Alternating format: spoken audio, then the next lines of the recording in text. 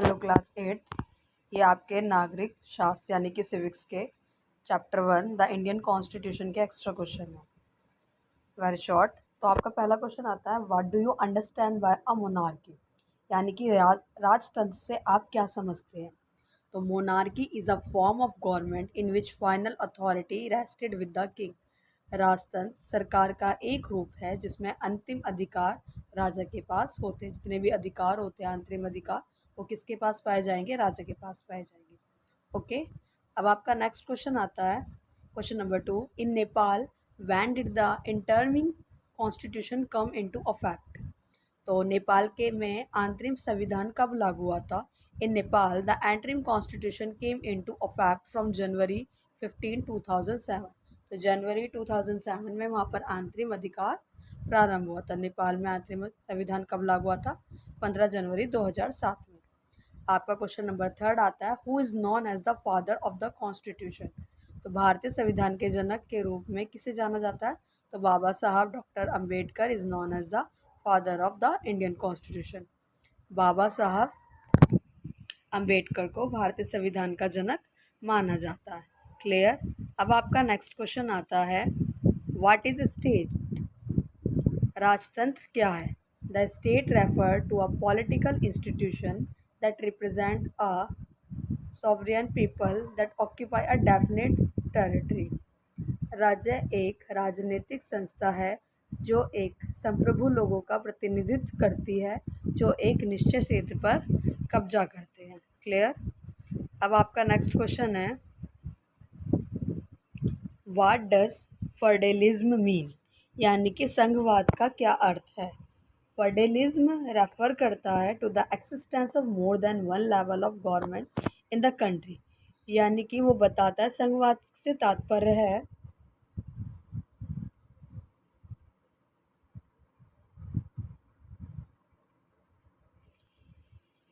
संघवाद से तात्पर्य है देश में एक से अधिक स्तर की सरकार के अस्तित्व से होना, एक से अधिक स्तर पर सरकार का होना, इसको बताता है फेडरलिज्म यानी कि संघवाद। अब हमारा नेक्स्ट क्वेश्चन आता है, question number 6। What do you understand by a secular state. Secular state धर्मनिरपेक्ष राज्य से आप क्या समझते हैं। A secular state one is which the state does not officially promote any one religious as the state religion. धर्मनिरपेक्ष राज्य वह है जिसमें राज्य आधिकारिक तौर पर किसी एक धर्म को राज्य धर्म के रूप में बढ़ावा नहीं देता, यानी कि किसी एक धर्म को राज्य के रूप में बढ़ावा नहीं दिया जाएगा, एक ही धर्म को मेन नहीं माना जाएगा। अगला क्वेश्चन आता है, क्वेश्चन नंबर 7।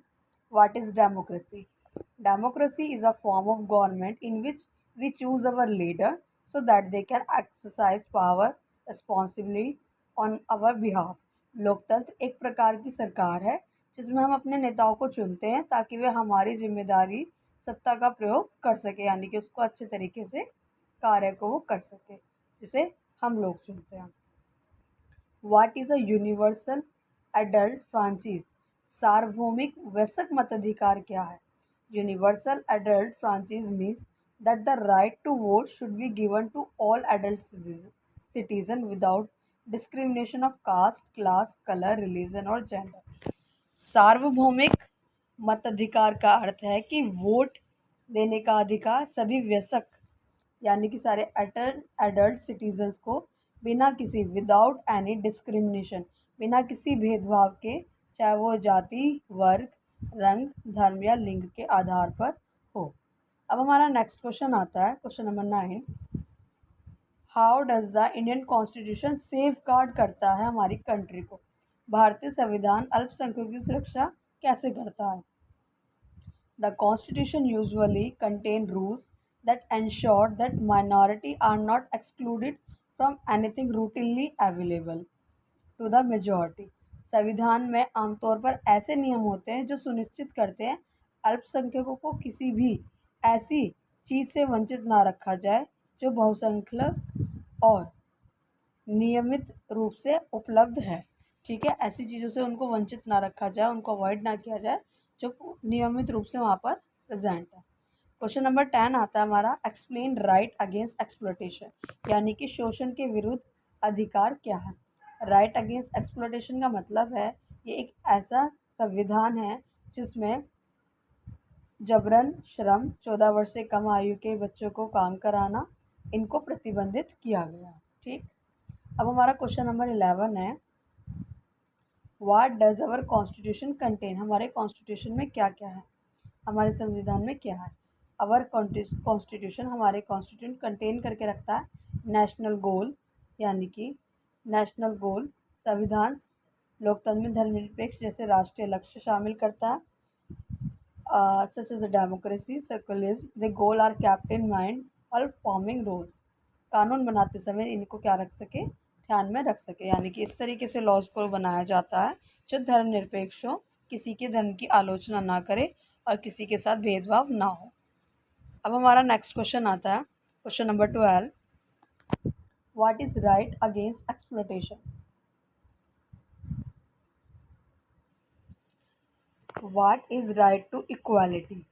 इक्वालिटी यानी कि समानता का अधिकार क्या है? राइट टू इक्वालिटी का मतलब है ऑल पर्सन इक्वल है, समानता के अधिकार का मतलब है कानून के समक्ष सभी लोग क्या है, इक्वल है, यानी कि समान माने जाएंगे। अब हमारा नेक्स्ट क्वेश्चन है,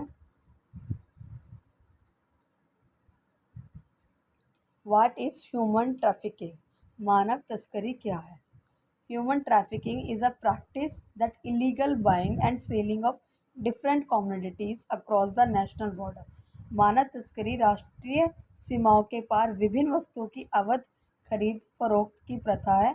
मौलिक अधिकारों के विषय में वस्तु में इसका तात्पर्य मानव, विशेष रूप से महिलाओं और बच्चों का अवैध व्यापार है, उसको क्या कहते हैं, ह्यूमन ट्रैफिकिंग। क्या बोला जाता है, ह्यूमन ट्रैफिकिंग। क्लियर।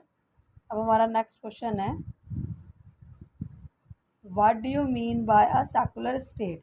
धर्मनिरपेक्ष सरकार से राज्य से आप क्या समझते हैं? Does not, secular state does not officially promote one religion. वो किसी भी एक धर्म को क्या नहीं करती, आधिकारिक एक रूप से एक ही धर्म को क्या नहीं करती, पारित नहीं करती, तौर पर किसी एक धर्म के राज्य धर्म के रूप में बढ़ावा नहीं देती है, यानी कि कोई भी एक धर्म है उसको बढ़ावा नहीं दिया जाएगा, उसे क्या कहेंगे, सेकुलर स्टेट बोला जाएगा। Clear, clear.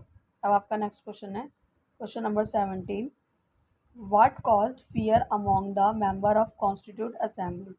संविधान सभा के सदस्यों में भय का क्या कारण था? Fear that the executive might become too strong and ignore the responsibility to the legislature.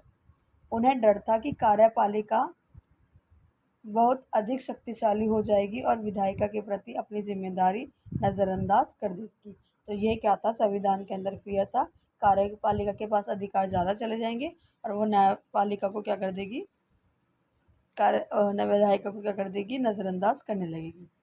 Next question है, what do the people of Nepal not want to adhere to their previous constitution? Nepal के लोग अपने पुराने संविधान का पालन क्यों नहीं करना चाहते? Previous constitution does not reflect the idols of the country. पिछला संविधान उस देश के आदर्शों और प्रतिबिंबित नहीं करता था जो नेपाल को बनाना चाहता था और जिसके लिए उन्होंने संघर्ष किया, जो that want Nepal to be Nepal and they have fought, जिसके लिए उन्होंने संघर्ष किया था। क्वेश्चन नंबर 19 आपका है, what do you mean by right of constitutional remedies? संवैधानिक उपचारों के अधिकार से आप क्या समझते हैं? The fundamental rights allow the citizen to move to the court if they believe that any of their fundamental rights have been violated by the state। यह मौलिक अधिकार नागरिकों को न्यायालय में जाने की अनुमति देता है। जो मौलिक अधिकार क्या देता है, जो नागरिक हैं वो कहाँ जा सकते हैं, न्यायालय में जा सकते हैं यदि उन्हें लगता है कि राज्य द्वारा उनके किसी मौलिक अधिकार का उल्लंघन किया जा रहा है, यानी कि उनका जो अधिकार है उसका उल्लंघन की जा रही है, उसकी अवहेलना की जा रही है, तो वो कहाँ जा सकते हैं, हाँ, न्यायालय में जा सकते हैं। ओके। अब आपका नेक्स्ट क्वेश्चन है, question number 20, how many members are constitute assembly? Around 300 members होते हैं हमारे किसमें, संविधान सभा के अंदर। Clear.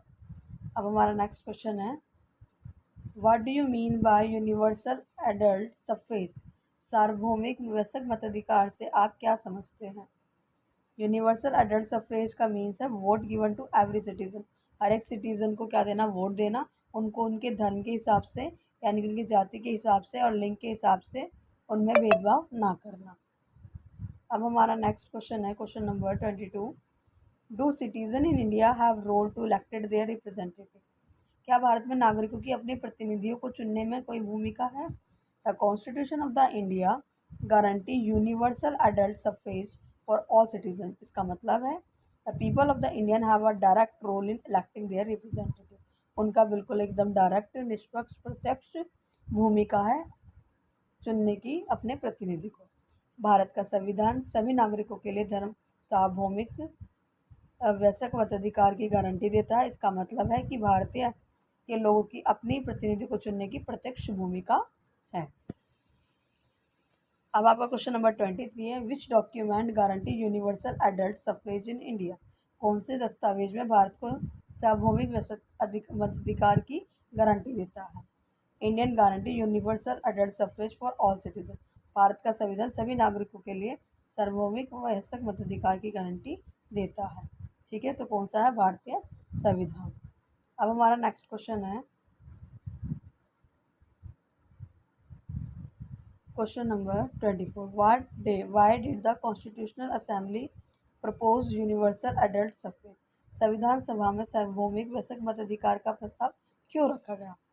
When they were drafting the constitution, जब वे संविधान को मसौदा तैयार करेंगे यानी कि उनका एक ड्राफ्ट तैयार करेंगे, the members of the constitution assembly felt that the freedom struggle, तो वो संविधान सभा में सदस्यों को महसूस किया कि स्वतंत्रता संग्राम में जनता को सार्वभौमिक वयस्क मताधिकार के लिए तैयार कर दिया है। The message for the universal adult suffrage and that this would help encourage a democratic mindset and break the clutches of traditional caste, class और gender hierarchies। तो मानसिकता का प्रोत्साहित करने और पारंपरिक जाति, धर्म और लिंग पदाक्रम के चंगुल को तोड़ने में मदद मिलेगी। क्लियर? तो जो हमारा मेंटलिटी है, पुराने चीज़ें हैं, पुराने हमारे क्लचेज है माइंड के अंदर, ट्रेडिशनल कास्ट वगैरह जेंडर को लेकर, उनको ब्रेक करने में हमारा हेल्पफुल रहेगा। Okay class, thank you. आगे के क्वेश्चन